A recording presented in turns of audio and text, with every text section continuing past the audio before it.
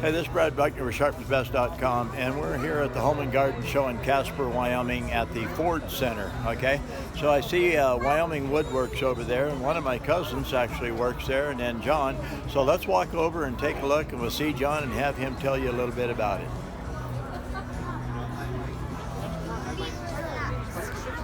Hey John, how you doing? I am good. How are you? I'm doing really good. Tell me a little bit about your business, where you're at, what you do, and then maybe a business card up there so that we can get accurate information and see how to get a hold of you and maybe what your address and So I will stuff is. start with the card because I'm a mental loss program. So Okay, hold still. Let it focus. Okay. that's a coffee drinker for you. So that's how I keep my hair. So There you go. yep. So my company is Wyoming Woodworks, and we are a furniture maker. We build custom furniture, and we also do. We have a couple sawmills, we have kilns, we have dryers, and we have a lumber store. And then we have custom furniture that we build. We have a massive CNC. We run 2 sawmills and 5 dryers. Wow. So That's quite a bit. Where do you get a lot of your wood from? So all over. So we cut in Casper. We do on the table. There's some cottonwood samples. We cut white oak, bur oak, pin oak from up in Devil's Tower, on the backside of Devil's Tower. So stuff like this, kind of odd. It's not the greatest lumber wood, but it's great for stuff like this. Sycamore, Iowa, and Missouri. And these logs are just massive. And then like the big maples, we'll pour on the maples. So that my Wisconsin accent is these say "you betcha." So these are like southern Minnesota. That's where a lot of the big logs like this come from. So we have maple logs, walnut logs, a little bit of all kinds of big, we can cut up to 6.5 feet diameter by 24 foot long. So they're pretty big logs. So do you bring the logs in and then cut them here? We do, yep. So a lot of times we ship the logs in. Some of the stuff we have other loggers and who do sawmill work for us other places. So the sawmill work we have done I have a friend in Iowa who does some cutting for us. We have a sawmill in Missouri from friends there.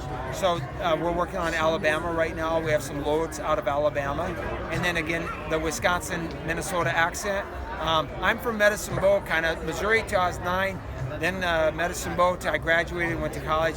And then I went to Wisconsin and Minnesota to get this accent. So we came back to Wyoming to fairly become normal again. So the logs come from all over the country. But we cut all over from Rifle, Colorado. Some of the walnut we're cutting there to walnut in Wyoming. So, well, that's pretty cool. Yeah. Where do you find walnut in Wyoming? So in Wheatland, strange enough, Wheatland has some walnut trees that were planted about 40 years ago. Huh. And walnut doesn't always last real long in Wyoming. It's pretty harsh. So these trees were dying. We picked up some walnut trees from there. I've gotten walnut trees from Casper. So some of those trees, I'll get a call from some random person who has a walnut tree in their yard. And so we'll go cut it for them. And a lot of times we split the tree and they get part of it and we keep part of it for sawing. Okay, well that's pretty cool. Yes. I see here it says epoxy. What do you do with epoxy? So I'm going to steal Jesse for a moment because Jesse does a better job of explaining. I can tell you about the epoxy, but Jesse can give you some really cool details. And Jesse's amazing in the woodworking part of it. So, and he has cool hair. Okay, well thanks. So what do you do with the epoxy? Well, you can make pretty much anything you want, but we lean towards the tables, furniture, bar tops. So that's what we do with it. Charcuterie boards. That's a great place if you want to get into epoxy. These charcuterie boards are a great place to start. They're really popular right now. They're small, so they don't cost as much. Okay, and then I guess if you have cracks and stuff in the boards, you can fill them with epoxy and then sand it down, and it binds the boards together and makes them look pretty cool. Yeah, so if you have a big pour, you want to use a slow setting deep pour epoxy. That's for about a 1/2 inch and thicker. If you have small cracks that you want to fill, we have about a 6-hour setup time epoxy called UV epoxy that you can do these smaller cracks with.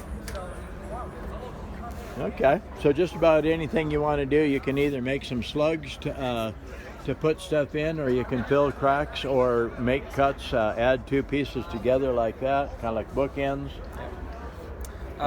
Don't leave the bark on though. Yeah, this has the bark. The bark wants to not let you adhere. So the bark wants to, so it has bad gas. So forgive me, but gas is off. So that's why you don't want the bark. Most of the time you can set it, but it's really hard to be able to get the epoxy to tie into the wood correctly. Well, be done. So, well, and if it's stuck to the bark, it's not stuck to the wood. That's right. Yes. And then when the bark peels off, you lose your bond. It does. So this is like a worst piece of cottonwood you could possibly dream of, and this is just a rotten log that we had leftover epoxy from, but it's just a beautiful centerpiece. So that is pretty cool. And where are you located? we're out by the airport in Casper, Wyoming, and we are at 3812 Dame Avenue. If you Google Wyoming Woodworks, it shows up. Weirdly enough, the address brings you 2 streets over, but if you Google Wyoming Woodworks, you get to our shop. And it's out by the airport in Casper, Wyoming. Okay, and that's west of downtown Casper. It is, yes, sir. All right, thank you. And that would be on the north side of Yellowstone, or what is that out there? It is 2026. Yeah, is the 2026. highway. Yes. Yeah, Yep. out there. So, yes. Okay, well, All right. thanks a lot. And Great to meet you, and thank you very much for the time. It's been fun. So, All right, yes, take it care, is. John. We'll see you All right. later. Thank you. We sold them